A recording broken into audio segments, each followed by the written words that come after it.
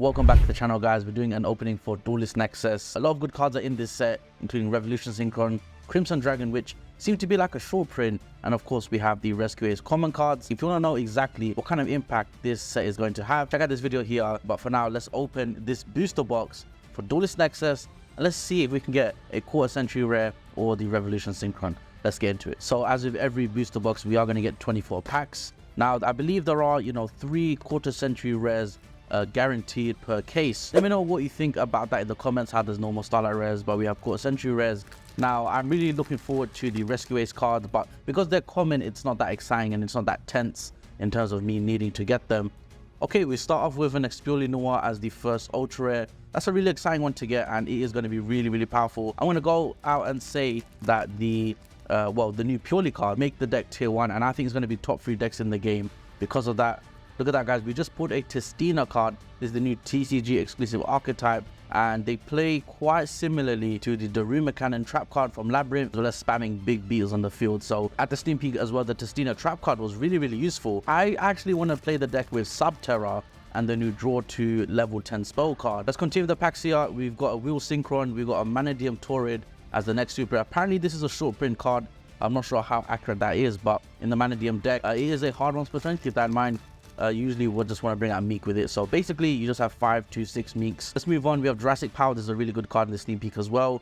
Emergency, and there we go. We have a Nemrelia card, and honestly this archetype, in my opinion, is slowly creeping up to be something really powerful. Let's look through some Unchained cards which also got released here. We've got Shiama, Evolsa Leos, we have Veda Kalanta, that's a really cool name, Grenosaurus Giga Cannon. So of course Grenosaurus has evolved. So something Konami is doing a lot of now is retraining cards that were released a long time ago. I think Magician of Fable also got a retrain in this set. Twin-headed King Rex, the Behemoth card, I forgot the original name. So I really like that, and I do hope they continue with that. So Grenosaurus, I wish it was a super red though. Bit disrespectful to have it as a comment, but that's okay. And there we go, just as I was saying, Mighty Dino King Rex.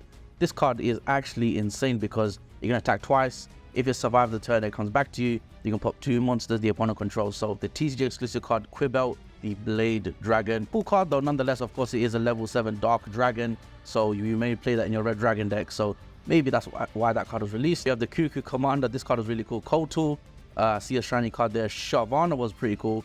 Agnomul Candle, really cool card. And the Usarctic Super Rares. I am building Usarctic low key, and one day I will show the profile to you guys when that deck is ready. I am a big believer in that deck being a really strong rogue contender. Of course, having a monster that searches a draw 7 card just is not going to be fair no matter how you build the deck. So there we go, Shiama again. And just as we were talking about Testina, Divine Domain, kind of reminds of Batista, but it says Batistina. That's a really wacky name. I think I mentioned in the video I would like to make a Subterra Testina deck. That might be something I do. Cornfield Quarrel again, and we have a super rare Altergeist Malwisp. So if you didn't know, the Altergeist cards get some crazy support in this set. They have, I think, 2 to 3 effect monsters, and that's just obviously going to be really nice for the deck. One of them is a tuner, and they have a boss monster link 4, which is obviously just going to help the deck even more. So next up is some more Nemleria, Gaia Blaze, another card that should have been super rare. I don't think I can forgive Konami for not making that super rare. That would have been really cool. There's the card I was talking about, the retrain card. I'll put it up on the screen. And another Testina card, Hound of the Testina. When we all saw the leaks, or I guess reveals for the Testina archetype, I kind of thought it was a Adamant Spitter knockoff, and it is a cool archetype. Just we need to see more support basically. Let's keep going. Greed Jar, and we got the Angelica Princess of Noble Arms ultra rare. This synchro is actually really important for the deck. I believe you can search Horn of Oliphant, which got a reprint in the OTS 22 as a super rare. Let's keep going. We got a Preventer, nice, and we got Chimera the Illusion Beast. So this is actually the boss monster of the archetype. The other Chimera fusion is an ultra rare. Maybe we can pull that. Let's see. But the Illusion archetype, again, I will post a video later on my Rescue Ace deck versus Illusion. Crazy duel back and forth, and you really got to see how good the Illusion archetype is. So I'll definitely be showcasing that to you guys. Let's go through this one. We've got a Mirror Sword Knight, so that is another Illusion card. This one is actually really cool because I believe you can special a Illusion monster or a card that mentions Chimera. Greed Jar, Unchained Shavara again. Wheel Synchron, another cool card. Should have been a super rare. Click and Echo, and we have a secret rare. Dark Corridor, which, a lot of people are really excited about this card. This is honestly the perfect card you want to print to boost an archetype's potential. It draws, it searches, and it discards. What more could you ask for in a Dark World deck? But I wonder if people will play 2 or 3 of this card. So I believe we only have 1 secret rare. I'm just looking at the pile of cards beneath the packs here. So we do have a chance to still get something nice. Let's get the Magnum the Reliever. So that is the new, not really a super poly target monster, but it is themed like that. You can fuse with a monster in your hand, as well as I believe a special summon monster on the field and summon it. Next up is Banishing Trap Hold. Of course, when a card is banished face down, you can't interact with it anymore. I think the only card in the game that can interact with the face down banish pile is Kashtira Rise Heart. So, you know, that is obviously a really good removal. I wonder if we're going to get more things like that just because of Kashtira and how popular it's been now. You know, everyone is probably quite used to the banishing face down mechanic. If you're a 5Ds fan, you are loving this support. You're loving the next set as well. Just a lot of crazy things we're getting to boost these synchro strategies. Obviously, we've got Wheel Synchron as well. Shout out to Yusei. And shout out to Red Eyes as well. We got Red Eyes Black Meteor Dragon. I think we should have got this card a long time ago, but we finally have it.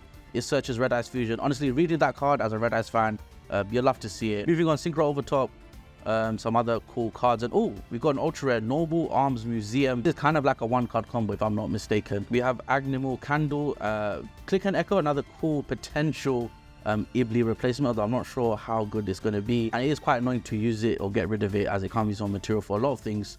And then we have a ultra rare. So speaking of the that is a that is a 25th quarter century rare. I'm losing my words here. Wow, look at that. Oh my god, look at that. That is really, really cool, guys. We just pulled a quarter century rare for the illusion archetype as well. That is obviously, you know what, guys, this is a sign. This is a sign that I have to build the illusion archetype now. This looks really cool. Honestly, guys, you know, it's obviously going to be harder for you guys to tell, but the finish on the make of the card, the quality feels really sturdy, feels really good. It kind of reminds me of collector's rare. I'm not gonna lie to you. It doesn't have the texture of a collector's rare, but it has that shine. It has everything else. And you know, you see the stamp there. I was talking about the stamp and how it can be awkward. This card, I don't mind it. On this card, it is a, you know, an OG DM monster. You love to see it, man. Chimera, the king of phantom beasts, as a quarter century rare.